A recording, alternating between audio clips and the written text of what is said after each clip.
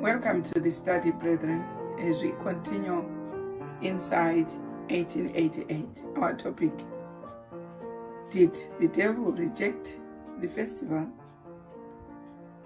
The devil that rejected the festival in heaven is still the same which rejected the festival in 1888 and until now, when the message is said to come again. So we saw in the previous study that the message which came in 1888 was the loud cry and was the latter rain. That was commencing the latter rain, so that we all receive those doctrines in drips until finally we are selected to work for God in his vineyard, which the 144,000 are going to start working for God when they are completely sealed.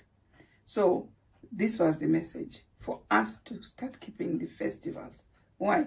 God will not have servants who work for him only knowing the 10 commandments and not knowing his statutes. God wants his servants to know the whole doctrine in entity. So this message which came in 1888 was rejected at Minneapolis, as we read in Book 1, Selected Messages, page 233 up to 234. We continue with it, and today the study is, we saw how they rejected. They said they wanted to stick to the old landmarks.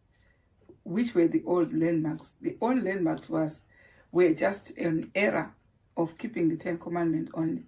They thought that's all that was supposed to be done, instead of both the moral and ceremonial law being the schoolmaster for us to go into righteousness. So we have to continue now today as we go to GC Bulletin 1892.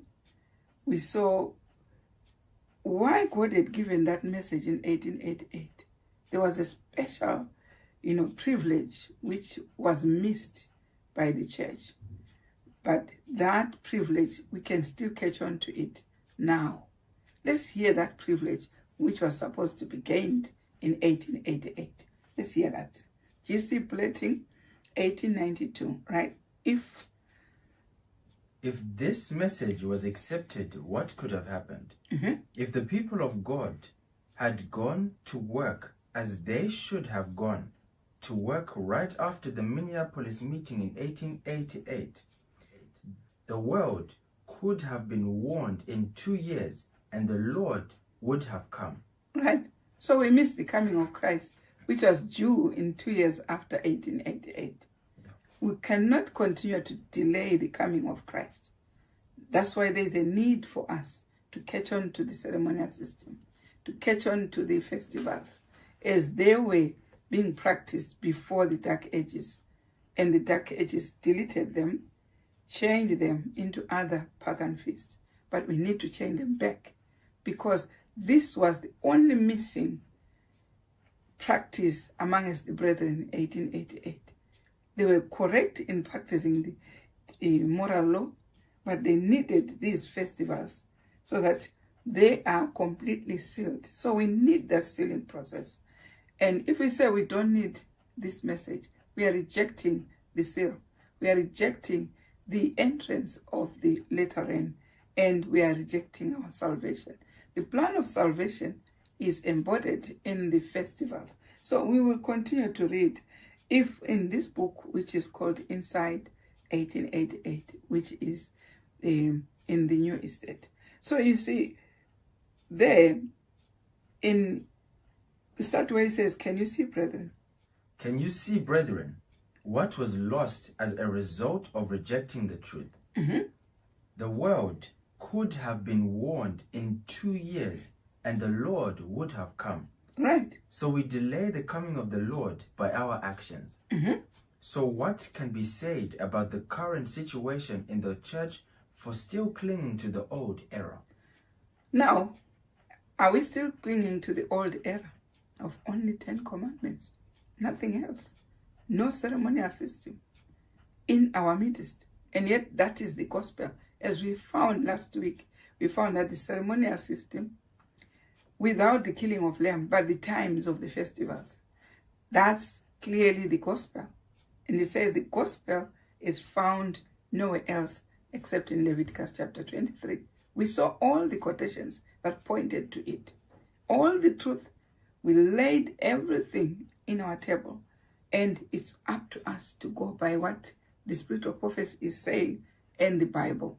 Now here it says, so then let's go to Revelation chapter 3, verse 16 to 17. If we continue to reject, if we continue not to, we have been warned as Laodicea. Let's hear the warning. Let's hear. So then, because thou art lukewarm, Right? and neither cold nor hot. Now, stop where you are. Are we lukewarm on what? As regards what? The festivals. This is what God was talking about in Laodicea, in the Revelation chapter 3, verse 16. He was talking about the keeping of the festival, that we are lukewarm. The pagan festivals are there. Christmas, we are all into it. Most of them, most of Laodicea are into it. But we are not into God's festivals. And some say, no, we are not keeping Christmas. No, we are not keeping pagan feasts. But they are not even keeping God's feast. So you are in between. So that's why we continue to be called Laodiceans. Neither hot nor cold. Neither for pagan feasts, nor for religious feasts. So where are we? So here's God is saying now, if you continue to be in between, neither hot nor cold, you don't want the festivals. You don't want even the pagan feasts. And you don't even want the God's feast. What? Where are you? You are neither hot nor cold. So if you continue in that state, that meaningless state to God, listen to the warning, verse 16. So then, because thou art lukewarm, and neither cold nor hot, right? I will spew thee out of my mouth. Because thou sayest, I am rich and increased with goods, and have need of nothing, and knowest not that thou art wretched and miserable, and poor, and blind, and naked.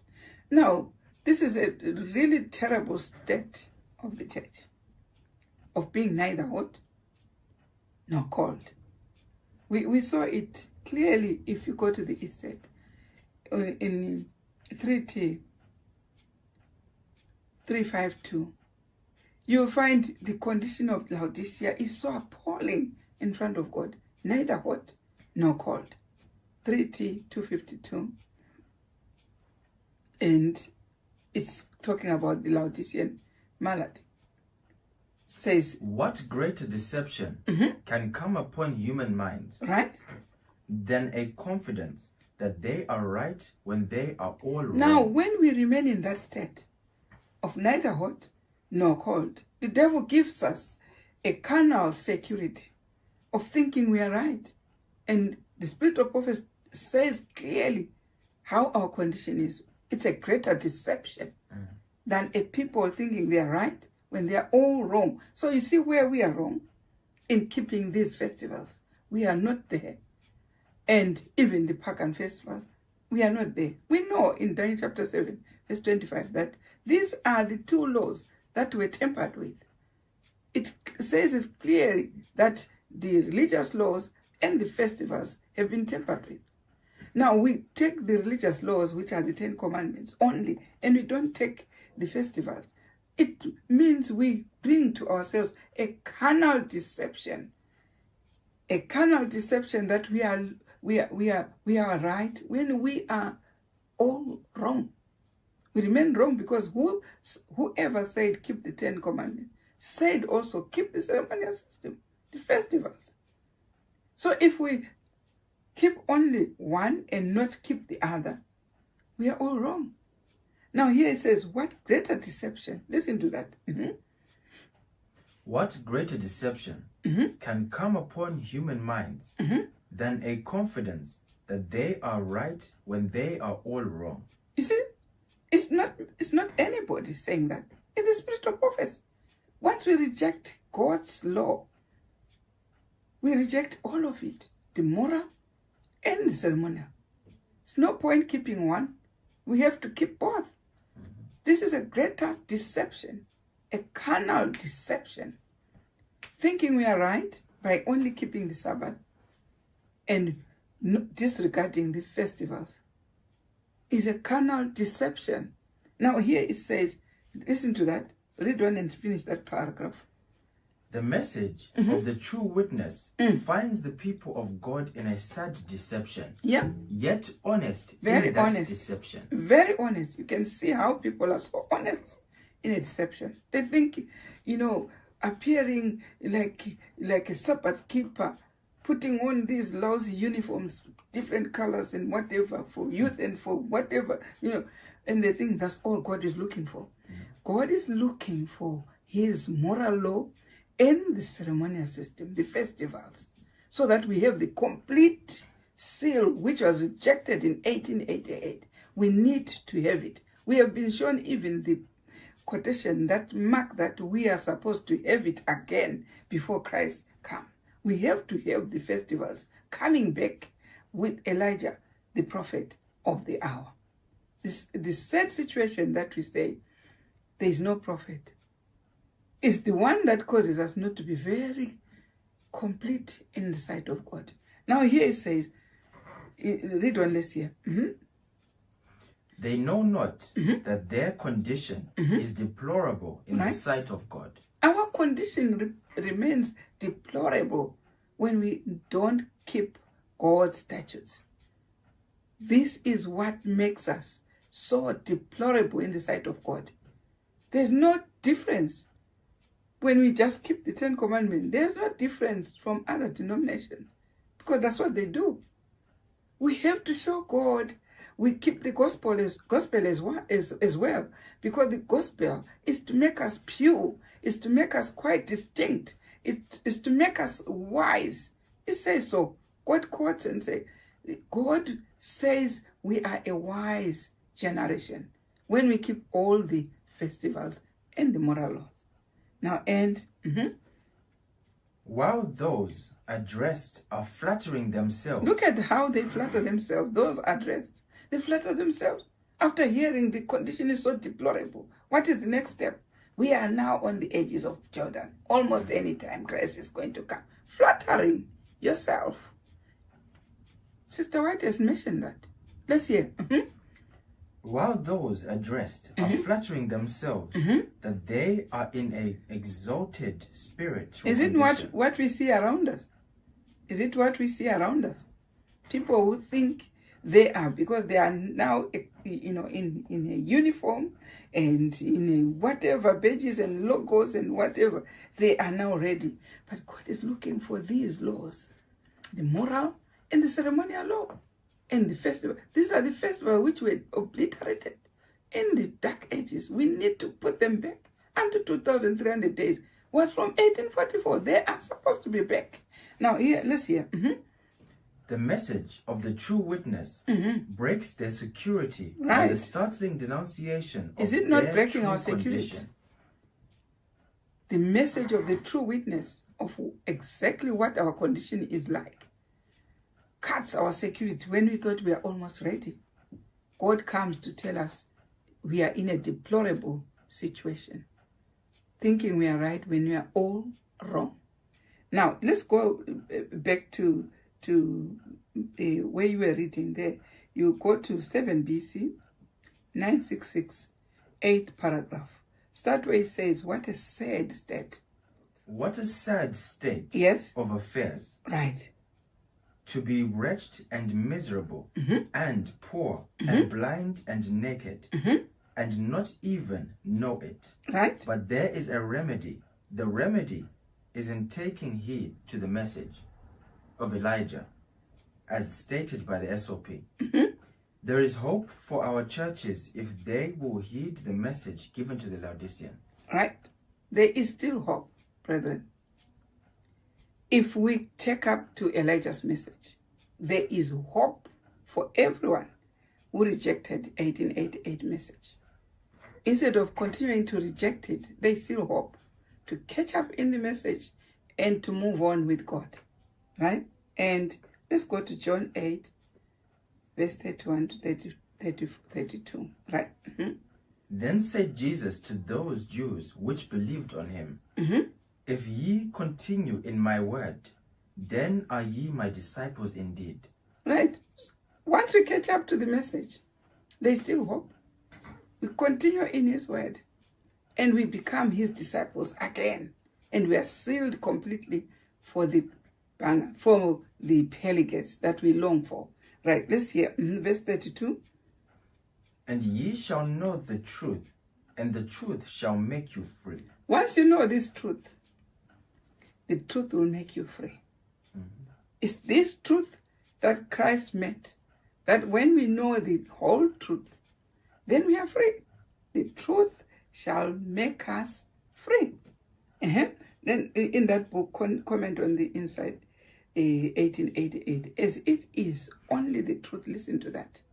As it is only the truth which is able to set people free from the bondage brought on them by false teachings. Mixing truth with error cannot accomplish the goal of setting people free. When you want to be free, don't mix truth with error. I can see people trying to reach a compromise of saying here they want the truth, there they want also error. This ear should be only inclined to listen to the truth, not to listen to error. If you have to hear error, you have to oppose it straight away and pour out a straight testimony. So you can repeat from the paragraph where you started, as it is only in the Inside 1888 book. It's one of the books which was written by the pioneers. Listen to that. As it is only the truth which is able to set people free from the bondage brought on them by false teachings. Mixing truth with error cannot accomplish the goal of setting people free. Mixing truth and error, that won't make you righteous. So, if the leaders held back the Lord's work in 1888 because they wouldn't come up to true light of relationship of the law to the gospel, what is the Lord to do now that they have had over 100 years to come up to the light, yet still refuse to give up their private opinions?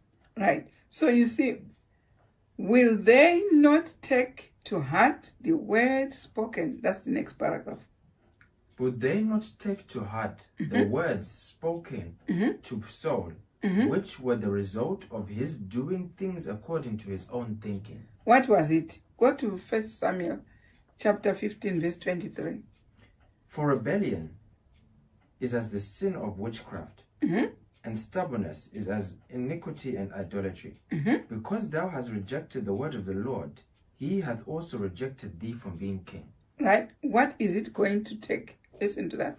What is it going to take to awaken them to the fact that they have not the covering of the truth they need to represent the great lawgiver in all of his glory? By saying? By saying that the law of Moses, the ceremonial law, was that which was against us and contrary to us. They are in effect saying that God set a trap for his people Israel and forced them to fall into it. So if God gave it to Israel, his people, was he setting a trap for them on a truth that did not make them righteous? This is why God is giving us this law, so that we are in righteousness by faith. Righteousness by faith means nothing if you are not practicing the ceremonial system, because that's the gospel. The 10 Commandments, that's only the law to direct you on what and what you shouldn't do. But the gospel is found in Leviticus 23, according to what Sister White has said. Right? And so they,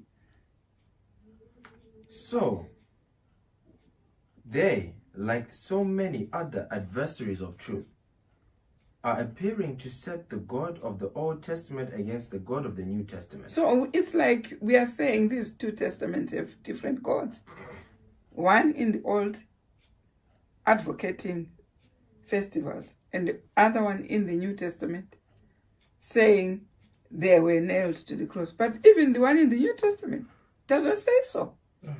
Because we see even the early Christians were keeping these festivals.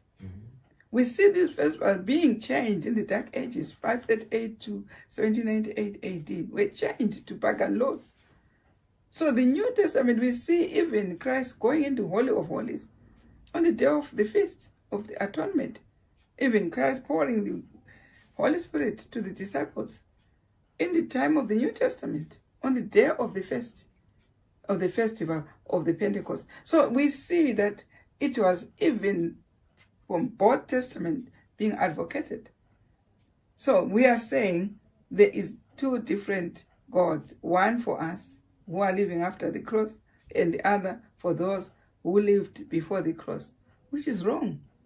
These are the laws of God, without animal sacrifices. These are the times, and we are supposed to identify ourselves with them in our worship, so that we are regarded as his people. These are the true signs between him and us, so that we are called his children. Right? Continue what she says. So they, So they, like so many other adversaries of truth, are appearing to set the God of the Old Testament against the God of the New Testament. And if that is the foundation upon which their kingdom stands, then they should truly bear in mind that every kingdom divided against itself is brought to desolation, and a house divided against a house falleth. That's Luke 11, verse 17. So you see, these are the basic laws of the kingdom. That's why, Laodicea is not talking about entering into the kingdom, because they don't have these festival laws. Once we have the festivals, then the kingdom is clear. The kingdom message is clear. But because the festivals are not there, which are a foundation, a basic foundation of the kingdom, then what we'll be doing in the kingdom is what we'll be doing in heaven. In heaven, we'll be keeping the statutes and the commandments and statutes. And in heaven, it's all this system of the ceremonial law. That's what it is in heaven. That's why even Moses was instructed to construct the tabernacle as a copy of what is in heaven. So heaven is all about this ceremonial system without the killing of the lambs. So if we don't identify with it, we are neither identifying ourselves with heaven. Now, when I purpose, listen to that. We want to hear from Sister White speaking of the solemnity. That way it says, speaking of the solemnity of that, it is in 14 MR manuscript release, page 108, third paragraph. Let's hear. When I purposed to leave Minneapolis, the angel of the Lord stood by me and said, "Not so. God has a work for you to do in this place." This is what forced the prophet of God to say, I will leave. Let me leave Minneapolis. It says, when I purposed to leave Minneapolis, then the angel to come to say, no, don't give up. Stay on. Stay on. This is what happened. She's talking about herself in manuscript release 14 MR 108.3. Let's hear. When I purposed to leave Minneapolis, the angel of the Lord stood by me and said, "Not so. God has a work for you to do in this place." The people are acting over the rebellion of Korah, Dathan, and Abiram. I have placed you in your proper position, which those who are not in the light will not acknowledge. They will not heed your testimony, but I will be with you. My grace and power shall sustain you. That's why we say we follow what the prophet says. The prophet was for the festivals. She's the one who actually confirmed that A.T. Jones and Wagoner's message was for both moral and ceremonial system to be followed by the church. That's why now she had to announce that we urgently need another church, to start another church, because that one was already polluted at that time. So we now urgently need to reinstate these laws back so that God will come up with a church which has both the moral and the ceremonial system accordingly before it was deleted in the Dark Ages. We need that one. This is the church which should meet Christ when he comes. Now let's hear. It took an angel to come down from heaven to strengthen Sister White as the situation was tense on this occasion. Mark carefully the following remarks from the angel that came down to strengthen Mrs. White. Listen to what the angel said. Mark carefully. Listen to that. The people are acting over the rebellion of Korah, Dathan, and Abiram. Right. This is what the angel said. It says, those who refuse to keep the festivals are acting like Korah and Dathan and Abiram. Much as your worship is good with the 10 Commandments, disregarding the festivals of God, which had been disregarded by the beast in the Dark Ages, is following the beast. This is the warning of the third angel in Revelation 14, verse 9. If any man worship the beast. So now you know clearly what God meant by that warning. That if we disregard the laws that make him a God in heaven, the statutes, these are statutory laws in the government of heaven. If we reject them, we are committing treason in heaven. And this is like Korah, Dathan, and Abiram. Right? Let's hear. In this modern, right? This is the modern Israel's Kadesh Barnea experience. You remember what happened in Kadesh Barnea? Kadesh Barnea is where they stayed 38 years. Why was there that experience of Kadesh Barnea? It was because God wanted to weed out all those who were going to rebel against him. That was the experience in Kadesh Barnea. Now, this experience is amongst us now. We are in Kadesh Barnea, where we now are disregarding the festivals of God while purporting to be keeping the 10 Commandments. But where is God's kingdom? The foundation of his government is in the festivals, in his gospel, in the faith of Jesus. These are the laws that is coming to enforce on our forehead so that we pour out the seal of the living God. We are identified with the government of heaven. Now, this rejection of this government of heaven is equated with Korah and Dathan and Abiram's rebellion of Moses in the place called Kadesh Barnea. Now, here, let's hear.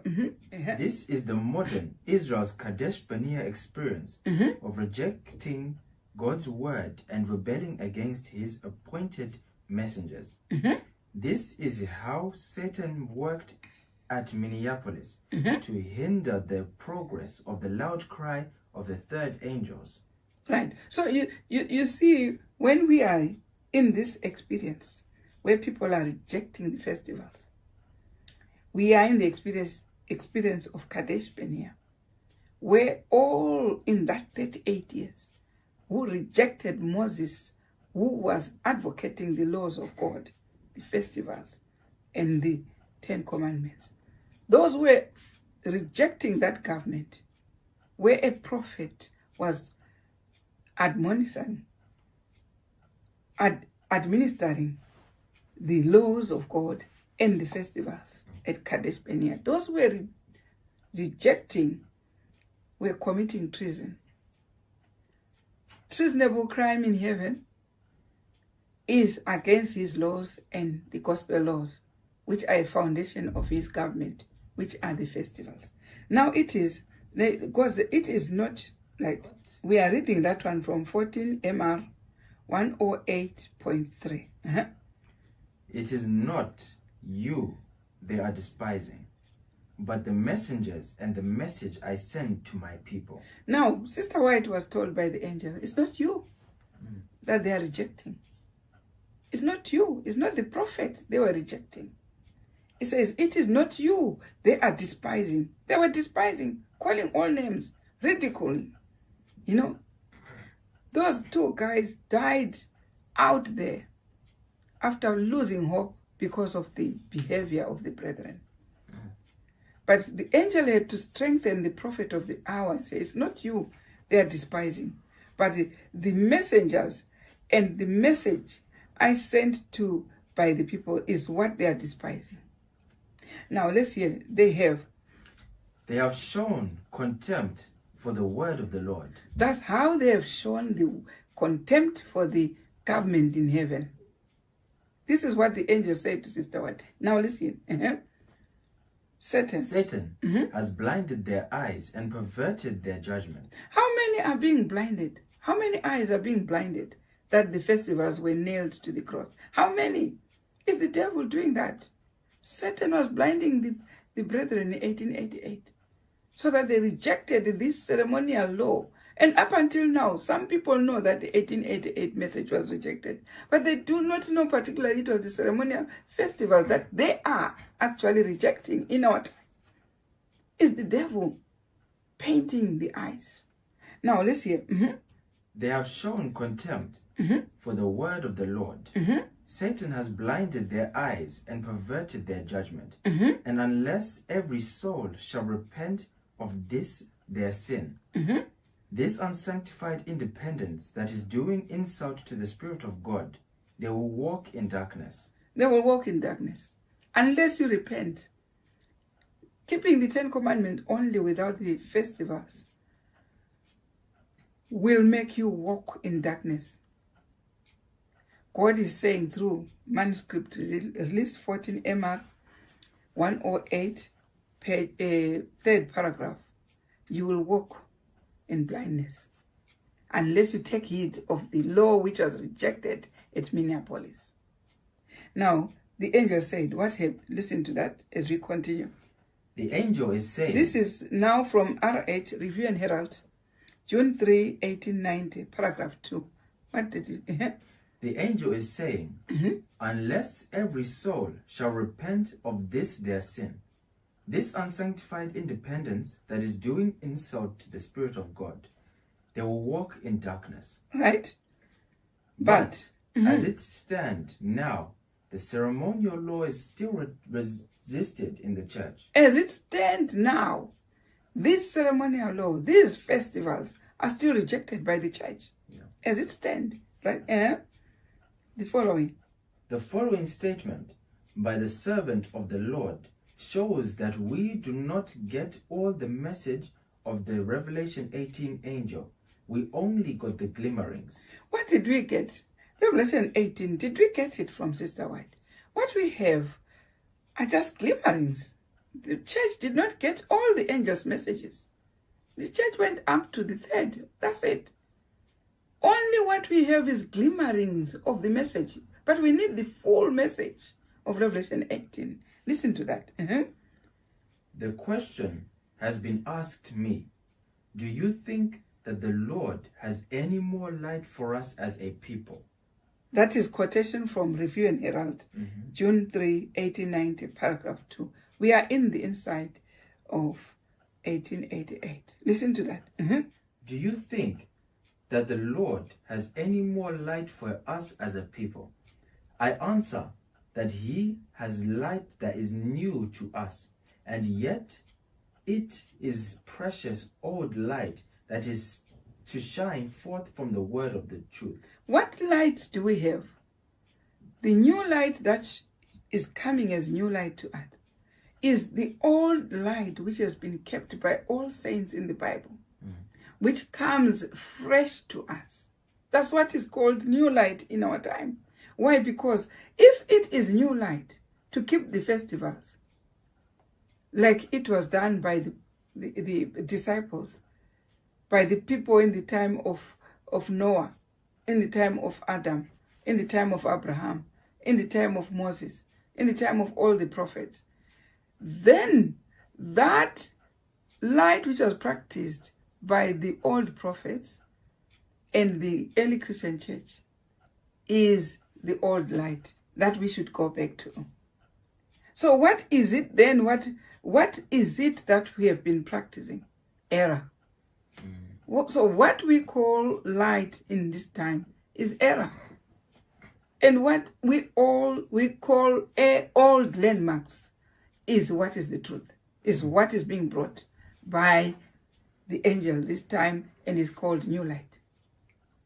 But it's not old, it's not new, it's old. Because all the brethren in the Bible have been keeping that light. The early Christians have been keeping that light. It's new to us because we have been engrossed in error all this time, thinking we have light.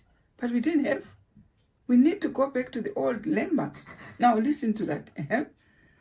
We have only the glimmerings of the rays of the light that is yet to come to us. Right? We are not making the most of the light which the Lord has already given us.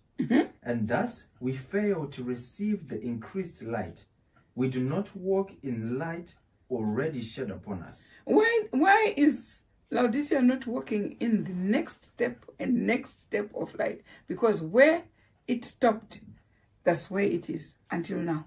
Where Sister White, 1915, left them, pleading with them to go into the next festivals, which were brought by A.T. Jones and Wagwan. They are still stuck where they were at Minneapolis until today. Only a few who will feel in the heart they need to be sealed.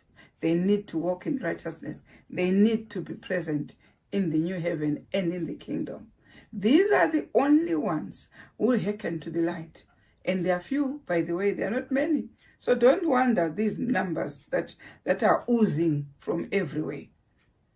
Don't wonder. God's people are few. And they will stand by and thus said the Lord. Whatever was rejected in 1888, they will pull it to their day-to-day life. And they walk in that light, while the rest are swimming in error. Now here, let's hear the question. This question was asked after the 1888 rebellion, showing that because of the rejection of the loud cry of the third angel's message, the angel was turned back. We didn't get all of the message.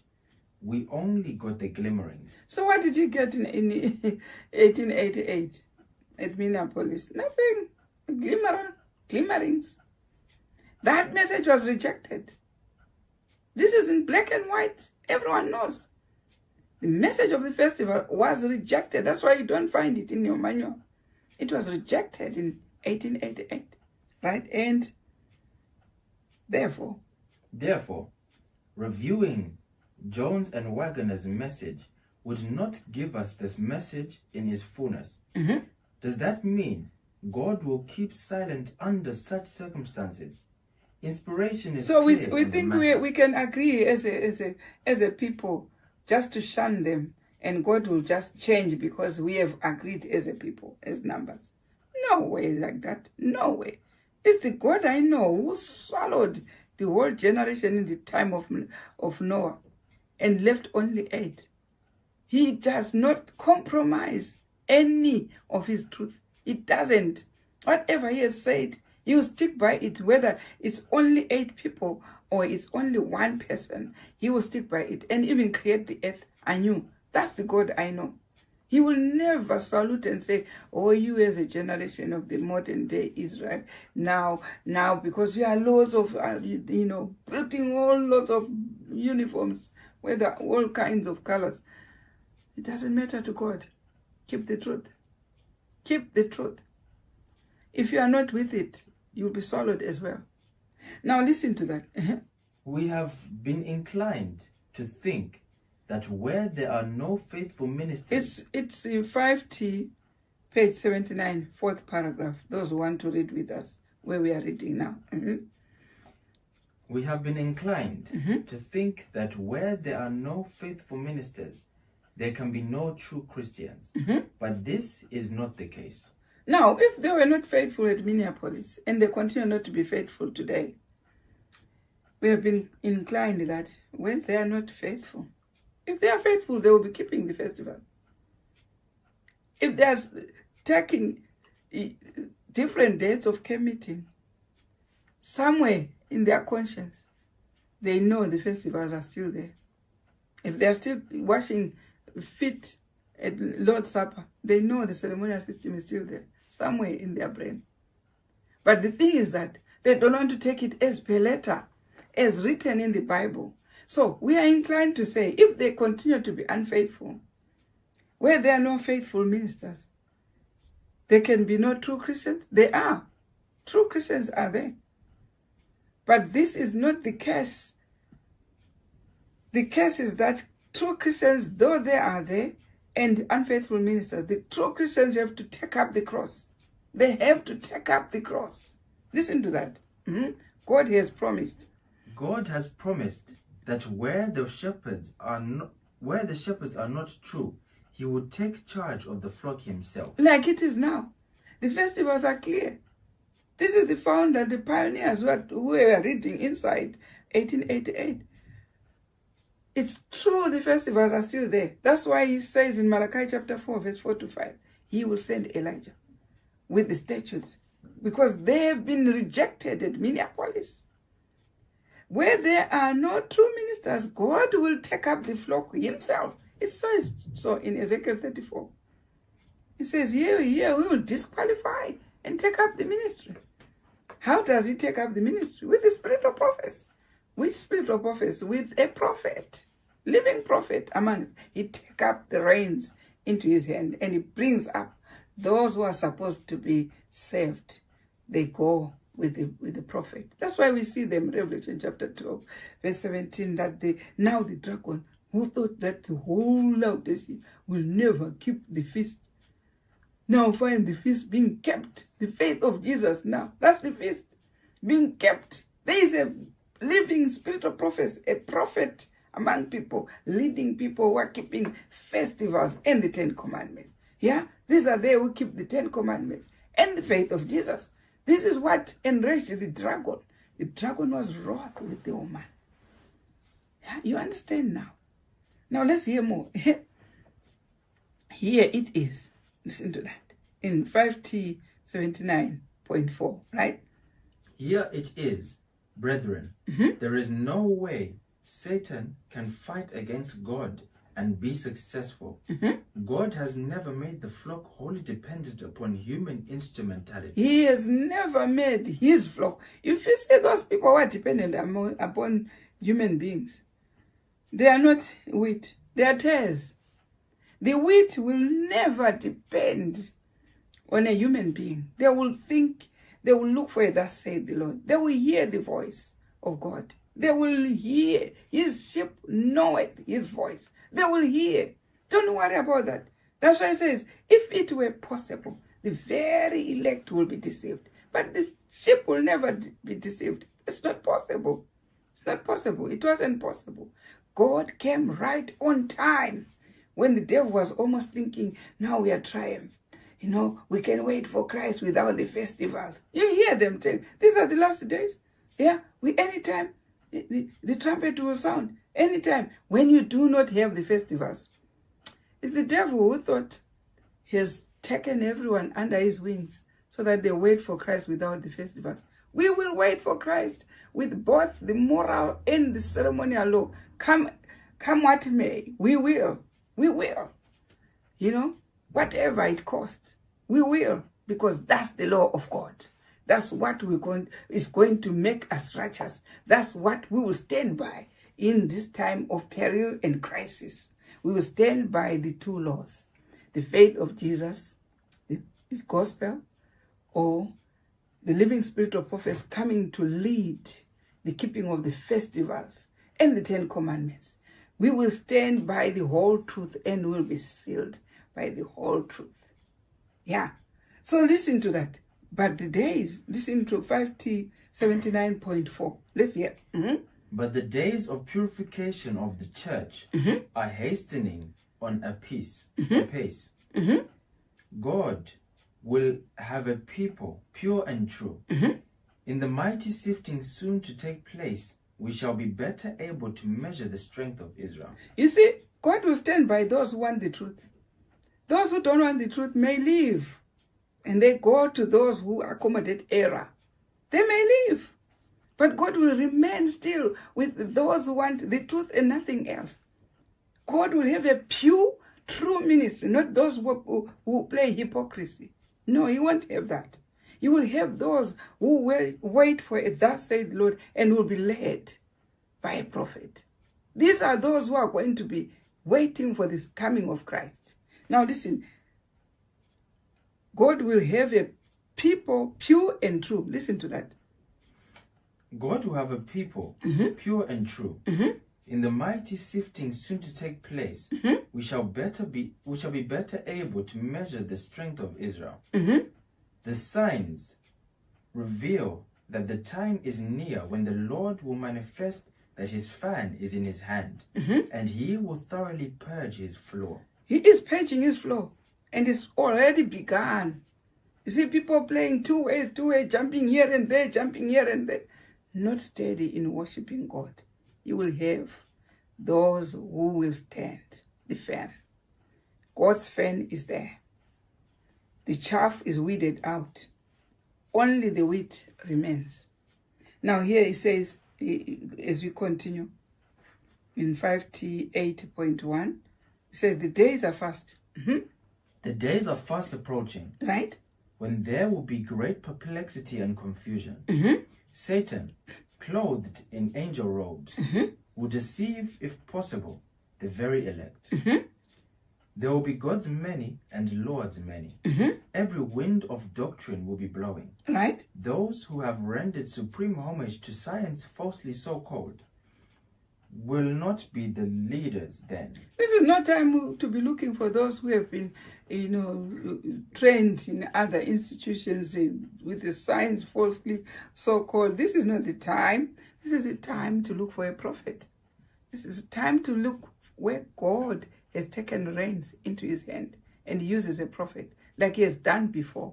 He took Israel out of Egypt through a prophet, by a prophet. They all went out. All those who remained there were not under a prophet. So this is not the time to be looking for the signs falsely so-called. How readest thou? This is the time when we read.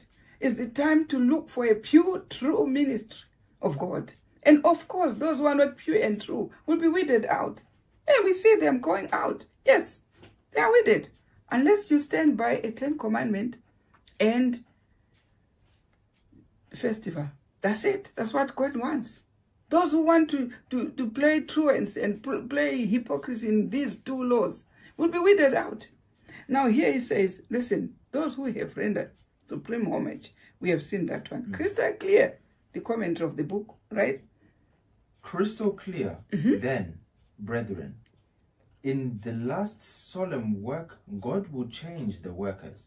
He will change the workers and those who go by them. We saw in the time of the Passover, he remained with 11 disciples, and Judas was already back to the ministry which was there. For the Passover was supposed to be Judas playing truants, playing hypocrisy with the priest there, until they bought him. They paid him 30 shillings. That was what Judas did towards the Passover. And we will have them who are like that. Don't be shaken. We will have a pure, true ministry following Elijah of the day, where God has taken the reins into his hand. And the only controversy there is the festivals. The festivals will be kept by the true ministry, the moral and the festivals, and they be led by a prophet. Now listen to that.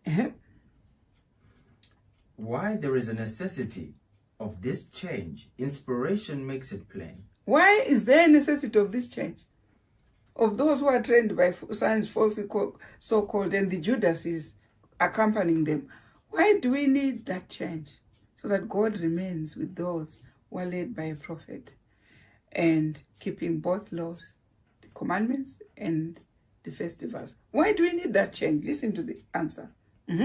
Those who have trusted to intellect, right, genius, or talent, right, will not then stand at the head of rank and file. Right. What are they looking for in the science falsely so-called talents, genius, and what? They want to associate themselves with philosophers. Yeah, that's what we are told by spirit of prophets. Philosophers, or the people, the big people in the world. God needs those who want to associate themselves with him. Yes. When he has taken the reins into his hand. Now listen to that. They did not keep They pace don't with the keep light. pace with the light. Yeah. They, of course, you can see they are on the third, while now we are in the fifth. They don't keep pace with the light. It's true and it's clear. Right? So because of the rejection of the truth, God will choose another class to proclaim his message. God chooses another class. Another class take up the rank. You know? There's no way God will be short of men. When you leave your chair, another one fills it. Another one sits on it. God is not bereft of his people. He is the one who created them. You know? He puts, whether there was a big person who was working, and we have been warned, so many people will leave their ranks. When they leave, he fills with 10. 10. You see? He says another class takes up the cross. He says even if we all stop, he raises stones to proclaim this message. This message will go to the end. Now listen to that. So, because of the rejection of the truth, God will choose another class to proclaim his message. This is exactly what happened at the first advent of Christ. What happened? Let's go to Desire of Ages, my favorite book. Desire of Ages, page 232.1. The Sanhedrin had rejected Christ's message and was bent upon his death. Therefore, Jesus departed from Jerusalem, from the priests, the temple, the religious leaders, the people who had been instructed in the law, and turned to another class to proclaim his message and to gather out of those who should carry the gospel to all nations. He makes up somebody who was very illiterate, somebody who had never even gone to train in this institution, feeds that brain with his truth, feeds with this, and the Holy Ghost leading that brain comes off. That's how people come into the truth and sit on your chair. Now, as light, listen to Desire of Ages 232.2, as the light and life of men was rejected by the ecclesiastical authorities in the days of Christ, so it has been rejected in every succeeding generation.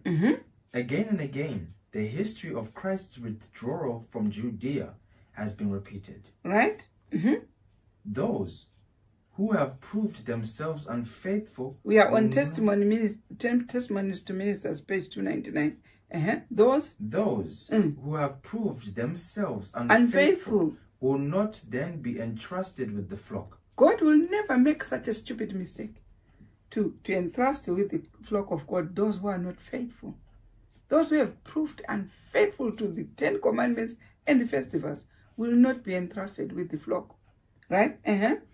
In the last solemn work, few great men, even those who you think is the greatest man, few great men will be engaged. You won't find them. Listen to that. In the last solemn work, right? Few great men will be engaged. They are self-sufficient. That's the reason. Independent of God. And he cannot use them. And even amongst those who are keeping the festivals, once you develop that independence, you are weeded out. If you hear people talking about now this free, I'm free to do this, I'm free, you wouldn't do that in front of Moses. Moses was supreme ruler. Anyone who came against Moses at that time, proving now I can do, I'm free to do this, I'm free, was weeded out straight away. Now listen to that. So inspiration is clear that this message is going to come again, but not through the normal channel, since the leaders refuse to keep pace with the light. This message has been predicted and prophesied that when it comes again, it was rejected in Minneapolis, but when it comes again, it won't come through the normal channel. Some people are all eyes to the normal channel. You won't get it. The layman will bring it to you. That's why Christ was talking about this message when he said the priest bypassed the man who was marked by thieves.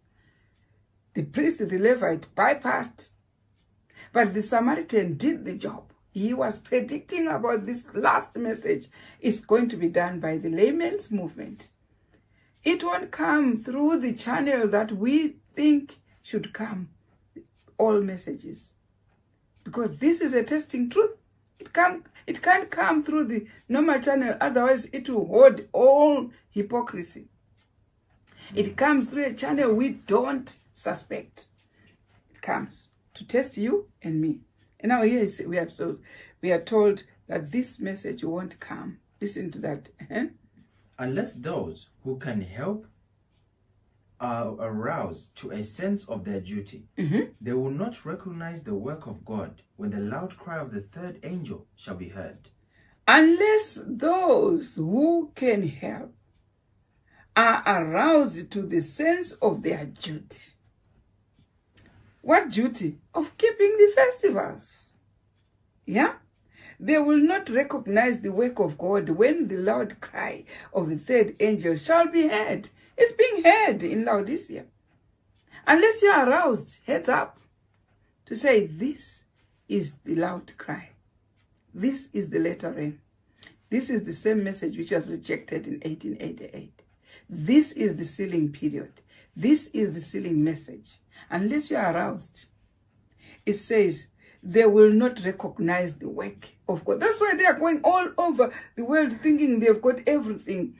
Why? Because they are not aroused to see where the work of God is, how the work is being finished. That's why at last they will, like Jeremiah chapter 8, they will say, the harvest is past, the summer is ended, we are not saved.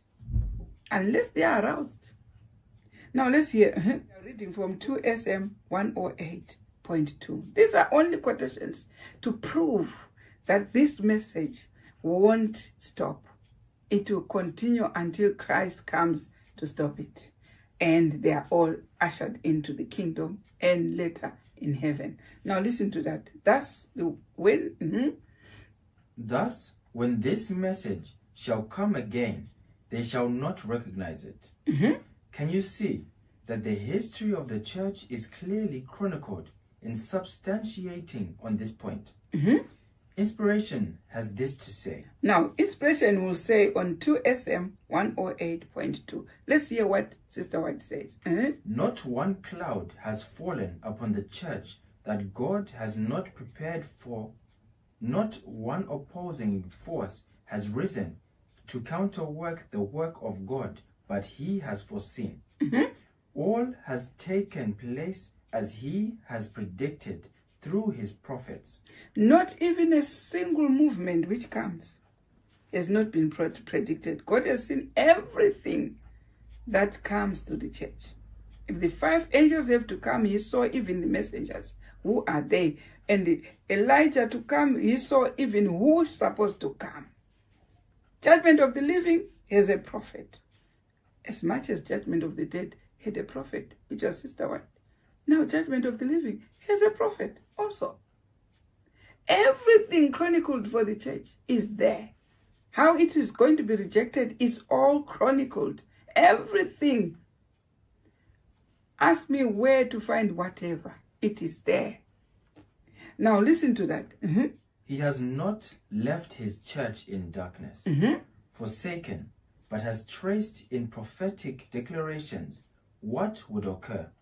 And through his providence, acting in its appointed place in the world's history, he has brought about that which his Holy Spirit inspired the prophets to foretell. All his purposes will be fulfilled and established. When he says church, we know when ultimately you will remain with 1 foot 4,000. That's the church. You can tell me all sorts of floods. You know in Revelation chapter 12 that the dragon took flood,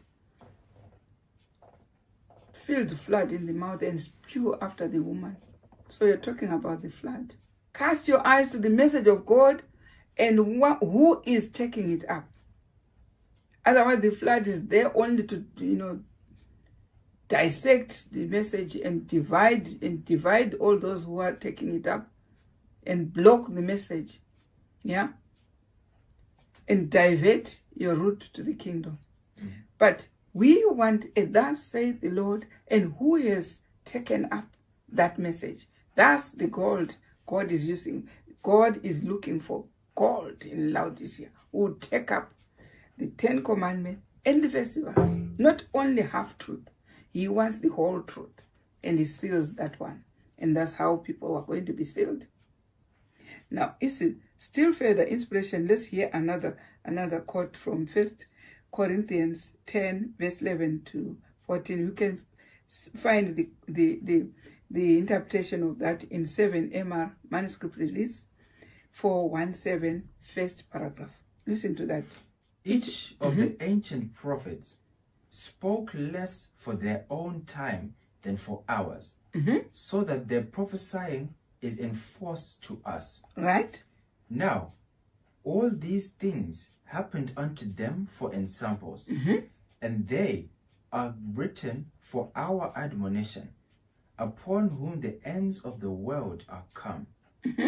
Therefore, it is invincible that God foreknew the major developments and defeats, not only in ancient Israel, but in the Advent movement, and that he has had his prophets write of them, be they good or bad. Let's hear more about the reaction of the church when this message shall come again. How then does the church react when this message is going on in our time? Go to Testimonies to Ministers, page 299, first paragraph. Listen to what happens. When light goes forth to lighten the earth, instead of coming up to the help of the Lord, they will want to bind about his work to meet their narrow ideas. Right, it's Testimonies TM 299.2. That's what we are reading. When this light is going about of the festivals, this is the light. Don't forget, we are keeping 10 Commandments. It's no controversy, that one. We are talking about this light of the festival. When it is going about, what will be? Instead of them, it says, when light goes forth to lighten the earth. Now it's lightening the Laodicean world first, then goes to the earth. Instead of coming up to the help of the Lord, they will want to bind about his work to meet their narrow ideas. This has been predicted. This is what they do. Are they coming to say, hey, I did not know there was a quotation to say we should keep festivals. I did not know that in Minneapolis this was rejected. They don't come to do that. They don't. They create narrow ideas and bind about the work so that the work has to be so, obscure from the people that the people won't even listen to it. This is what they do. Now listen to that. They won't accept it. That's the first thing. They won't accept it, but because of this behavior, the Lord is saying. Now, the Lord says in 299, Testimony to Ministers, 299 page, paragraph 2. Let me tell you that God the Lord clearly says, let me tell you that the Lord will work in this last work in a manner very much out of the common order of things, and in a way that will be contrary to any human planning. Has he got a way which is contrary to human planning? Yes. Yes, of course. Of course he has. What is it? First and foremost, who is proclaiming this message? They are voting for no women ordination. God is using women contrary to their vote. That's what he says. He will work in a way out of the common. Yeah. Whatever you think, this is how the work should be conducted. He comes in the opposite. Yeah? Now listen to what the normal order. Listen to that. The normal order of things is that the message shall come through the GC conference. The quotation is clear that the message is going to come through the layman. Right. This is not common. Is it common to have a message In our history, all messages, we thought they were coming through the hierarchy. But now this message comes through laymen. That's not a common order. God works in a way which is not common. This is what he promised. Let's hear what he says in point 299. There will be those. There will be those among us who will always want to control the work of God, to dictate even what movements shall be made when the work goes forward, under the direction of the angel who joins the third angel in the message to be given to the world. There will be those who will come to you to say, oh, don't listen to these laymen. Yeah, listen to these coming from institutes. These are coming from, they might be fathers, they might be grandfathers, they might be, spiritual guides. They come to tell you, let me tell you, this is how the message should be. If it is the message, go listen to this institute. When God clearly tells you that you will act in a order not common to anybody, not common. And he has taken the reins into his hands. And he has swapped workers, those who are trained by literal institutions, away. And he has put those who are not trained by literal institutions. It's clear from spiritual prophets. But there are those who are coming to bind about the work, bind about telling, making sure each and one who wants to be saved is taken off. And if it were possible, then the very elect will be taken. But thank God, the very elect will never be taken. Now listen to that. So the work will then go forward under the direction of the angel that joined the third angel's message, not under the direction of the third angel's message, which means by clinging to the third angel's message and refuse to keep pace with the light, as highlighted earlier, you cannot be used to finish the work. Right.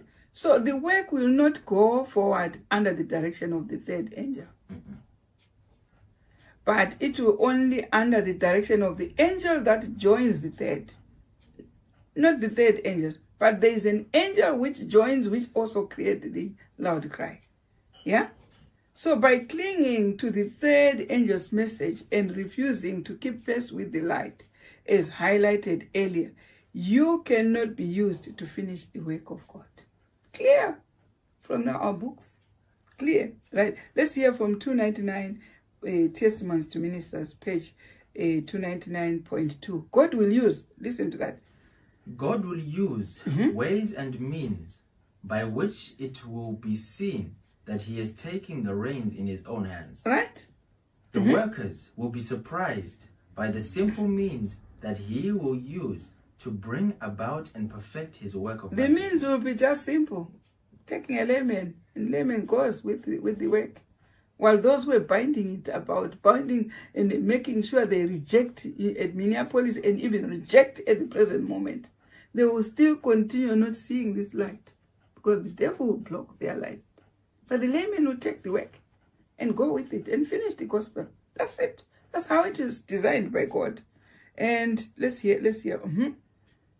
So brethren, according to prophecy, the loud cry of the third angel's message will not come through the normal channel, that is to say, through the leadership. Right. Thus, if one wait and say, I shall wait until it is approved by the leadership, that time will never come. Listen to that, the next sentence. That time will never come forth the prophecies. It won't come through the normal channel and the leadership will reject it. Right. GC makes it even more clear. Let's hear GC 606. GC, Great Controversy, 606.2. That's the message. Thus the message of the third angel will be proclaimed. As the time comes for it to be given with greatest power, the Lord will work through humble instruments, leading the minds of those who consecrate themselves to his service. The laborers will be qualified rather by the unction of his spirit than by the training of literary institutions. Men of faith and prayer will be constrained to go forth with holy zeal, declaring the words which God gives them. We can go on and on, quotation after quotation from Sister White, to show that the festivals will surely be kept together with the moral law, but not through the channels that we think, not the channels that we sit and think and pay to give us that message, but through laymen. The layman will bring, and when God takes the reins into his hand, he will use those people who are not polluted by that system, and those people who are prayerful, those people who are upright, who are faithful. When he says march, they will march. May God bless this reading. As we study and as we continue to keep these festivals, know for sure God is imparting to us the latter rain and the righteousness which we need. When Christ appears, we will all be saved.